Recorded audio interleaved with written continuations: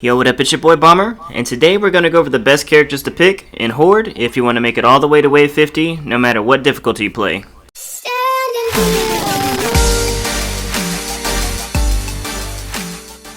Okay, so quick disclaimer, these are just the characters that are the quote-unquote meta picks. You don't necessarily have to pick these characters if you want to make it to wave 50. There's nothing wrong with picking the characters that you just like to play because you have fun with them. If you like playing, Sarah Connor because you're a big fan of the Terminator, go for it. Do whatever you like. And then real quick, before we kind of get into this video, I just want to thank you guys so much for all the views and likes I received on my last video. Easily the best video I've made in terms of, viewership. I do plan on making more videos like that.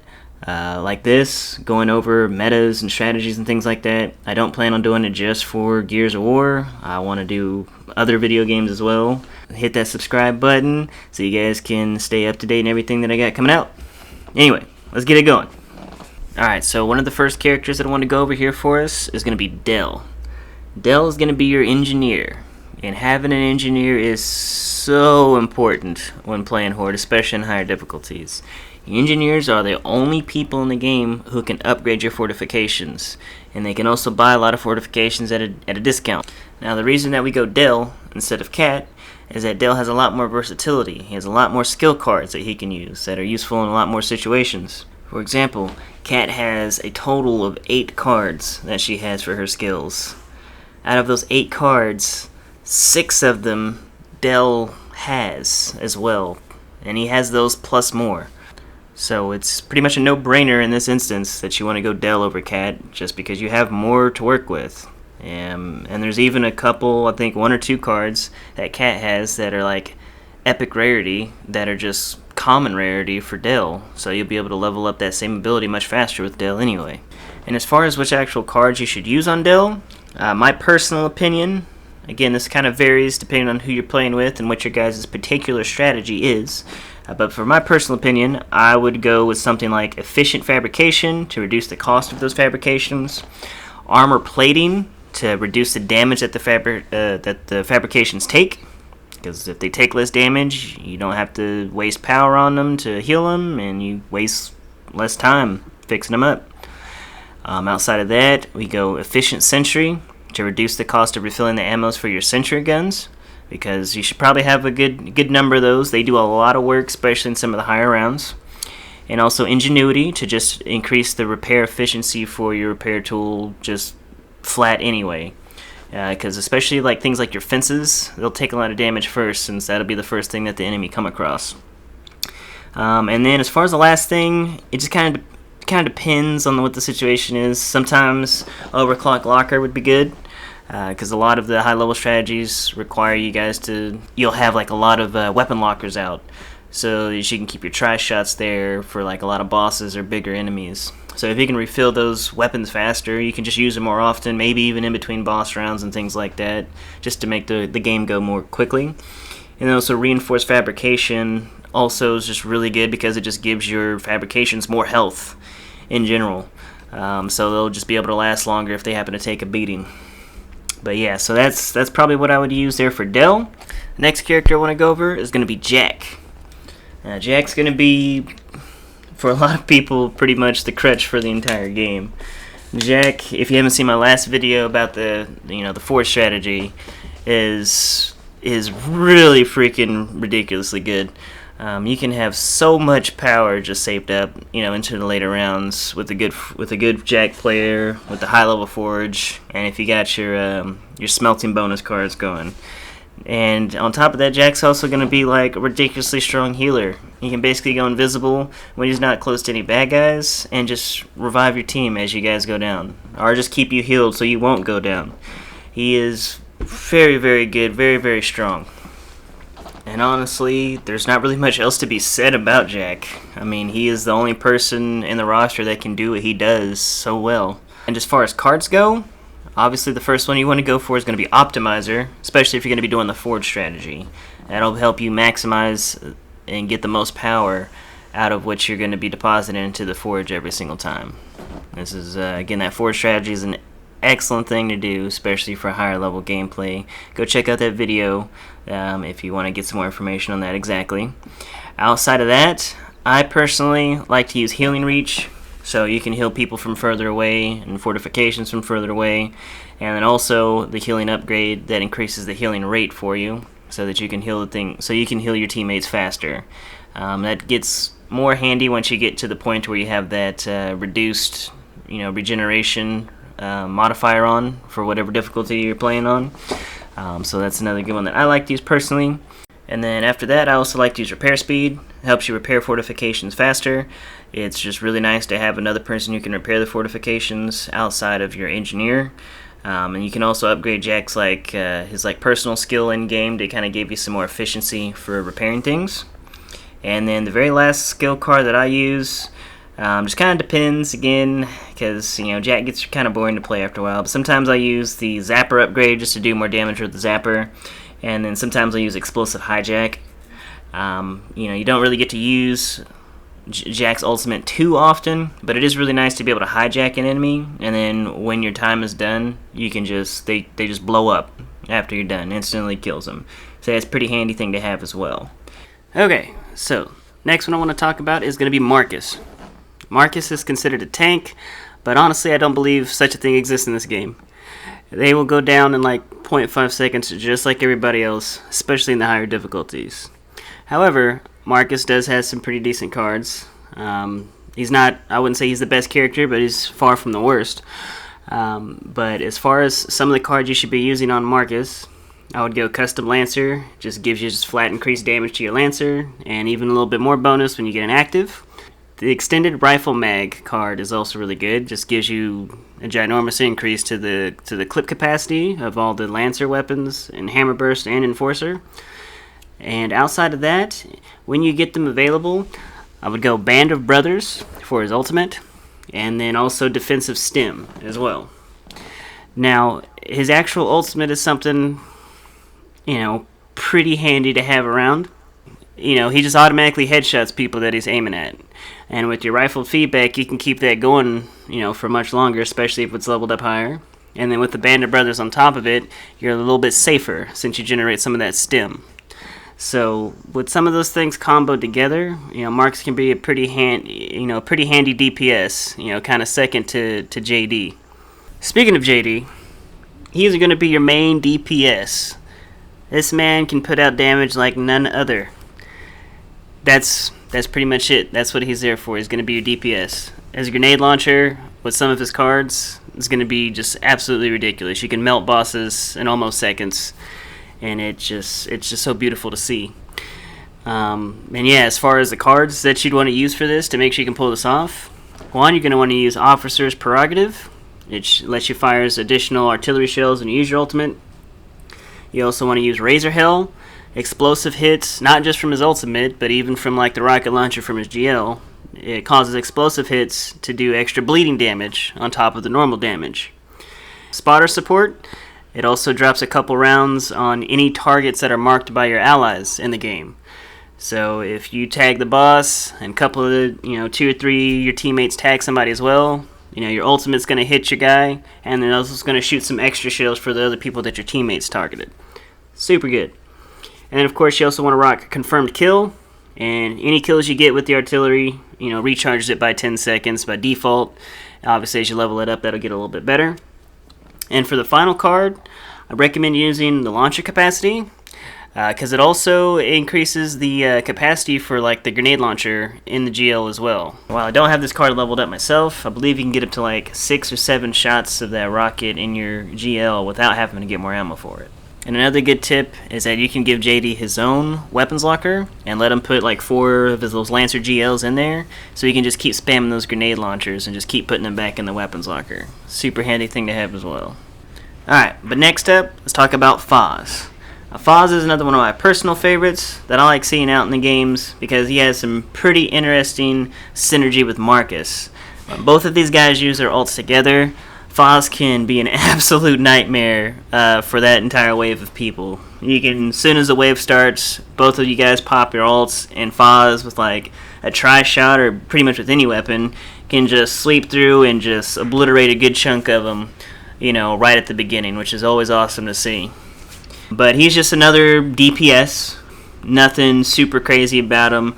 Obviously, you want to prioritize having a JD and like a Dell and a Jack. Those are probably going to be your top 3. Everybody else, honestly, is a little bit replaceable if you absolutely have to for whatever reason. But Foz is still an awesome person to have on the team. Now, as far as some cards to use with Foz, first is going to be Ambush. Increase critical damage to unwounded targets. Really good for just doing those one-shots, in between using your ultimates. Outside of that, I like to use the modified long shot. You just automatically get increased damage with using the long shot, and a little bit extra too for getting the active reloads. And then with that, I also like to do Exploit Weakness, which gives you the increased critical damage during your X-ray moves, which of course, if just by itself is really awesome. If you happen to be comboing with Marcus, you're maximizing that benefit for it. On top of that, you also do Critical Parade, which increases your X-ray duration for every critical hit that you get. Again, super awesome by itself, and if you happen to work it to where you can combo it with Marcus comfortably, you're just maximizing the potential for utilizing that card as well. Now, for the last 2 cards, it's kind of up in the air for me. Sometimes I like to see Patience used. Can be really good if you're just kind of doing everything based on using Foz's ultimate. But sometimes it is kind of harder throughout the game to not take damage, for a good amount of time for it to be worth it. Other times it can. It's really hard to use in some cases, but it is kind of nice just to get that ultimate back that much faster. Other cards you could use: Explosive Critical Hit. Do some splash damage when you finish somebody off with a critical hit. Works really good with the combination with Marcus's ult. In addition, long shot handling can be also kind of useful, just to where you don't have to reload your sniper. You can get a couple shots off pretty quick as long as you're actually killing them with the shots. But those are just kind of some of the ones I'd use. That last card's kind of, really whatever preference that you want to use, just like a couple of the other ones. And I do just briefly want to say, I know I talk about it a lot with Foz, with Marcus's ultimate. You don't have to. I wouldn't really base too much of using Foz around Marcus. But if you guys are comfortable with it, you guys got good communication, you can pull it off, I'd definitely say go for it, because it's a really great combination of ultimates to have. But don't think that you absolutely have to. I'm saying that's like super crazy duper part of the meta or anything like that. You do not have to. You don't ever have to use Foz's and Marcus's ultimate together and still be and still be fine. That is just a thing that I just wanted to bring to people's attention, because I feel like that's highly underutilized. However, it is a little hard to pull off if things are getting a little crazy. But if you guys kind of know what you're doing, you can use that. Super awesome to have. Alrighty, and then last but certainly not least, we got Kate. Now Kate, if you're asking me, just my personal opinion, if we had to remove anybody from this list, it would be Kate. While she is still a great character. She is still. I will not question anybody that picks Kate, not one bit. I'm just saying, if you had to put a gun to my head, because I know that there's going to be 6 characters in this, and you're like, you can only pick 5 in Horde. Personally, I would not have a Kate on my team if it was any combination of the 6 people. Mostly because a lot of her stuff does have to deal with using the shotgun and being close.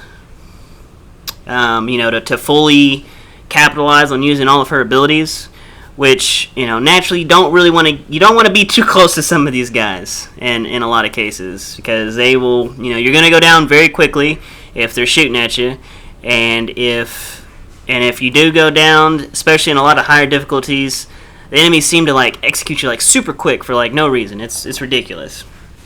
As a Jack main myself, if someone's down, it's usually the Kate, because they try to get close enough to capitalize on using her power or her passive, or they're using the shotgun, which again it's fine as long as we're communicating, what's going on. But that's just my 2 cents. But Kate is super awesome character. She is pretty good for maybe if you don't have a Jack on your team, she can kind of generate a little bit of extra power as long as she gets a kill while she's close to someone. So it's super handy to have. Even just in combination, if you can generate some extra power somewhere outside of the Forge strategy, that's just that much better for you guys as a team. So as far as some cards to use with her, what I would recommend using, Blood Resonance. It makes bleeding enemies take more shotgun damage. And then on top of that, you're going to want to combo that card with Laceration, which shotgun damage causes bleeding.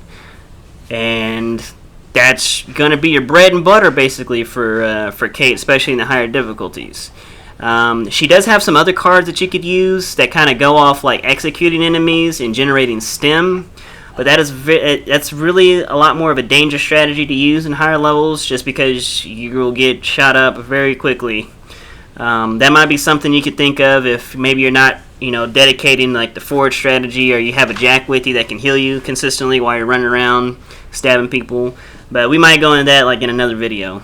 But for now, what I'd recommend, especially for playing like higher levels and even lower levels, I would recommend go Blood Resonance, Laceration, and the next would be Custom Lancer, just to kind of give you some more damage with your shotgun, because that's, again, kind of the bread and butter, one of the bread and butters for her kit.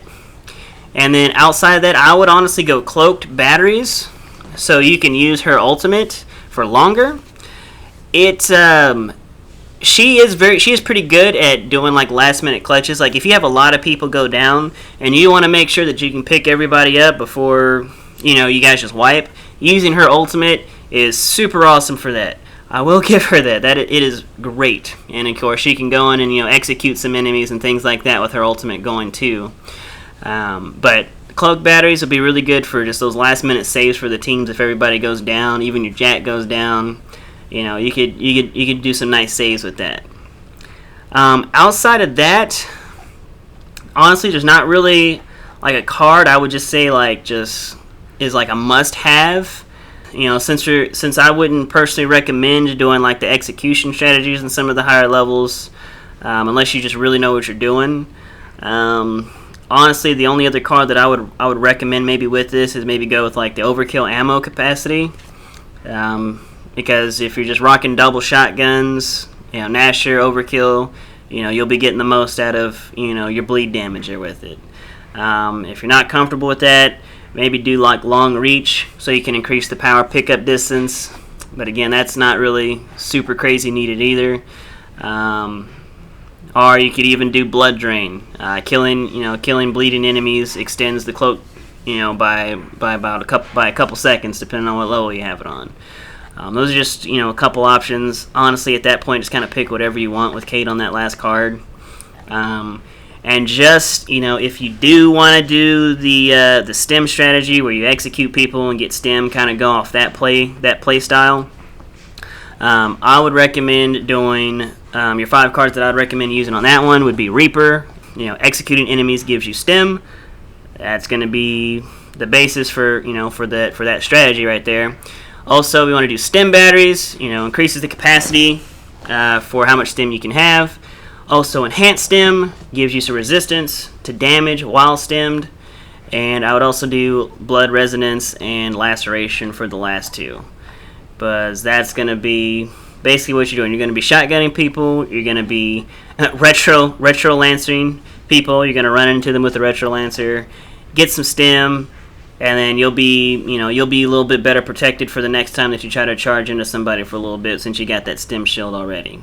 So that's what I would switch up if you actually did want to try that out. Again, using the execution strategy is a little bit risky for some of the higher levels, so just kind of be extra careful with that. But yeah, I think all in all, that's going to wrap it up. Those are going to be your top 6 picks. It's basically the top 6 people, none of the DLC or promotional characters, and obviously you can't use the escape characters on Horde either. Those are going to be your top picks. If you're ever going to use like LFG, which I do recommend, especially if you guys are wanting to use higher levels. If you go into like any LFG or find people looking for groups, they're going to are going to be looking for one of these people 90% of the time. But if you guys are playing with your friends and you guys got a comfortable pattern, you guys are just trying to have fun, whatever, any of these characters could work. You could get to the wave 50 with any characters as long as you know what you're doing and you're not playing stupid. But at the end of the day, you should be having fun. But if you're looking for something to kind of give you an idea on what characters to pick and what cards to use for higher levels, I would take some of my recommendations. Also, if you guys have any better recommendations than this, leave them down in the comments below. Share your knowledge. What are the best strategies that you guys are using? Love to see something different, and love to see some of those extra characters buff, like Kat, Emil, and Sarah Connors. They need some more cards at the very least, so we can, be more comfortable with picking some of those people. But yeah, gonna go ahead and leave it like that. I'll catch you guys next time. Deuces.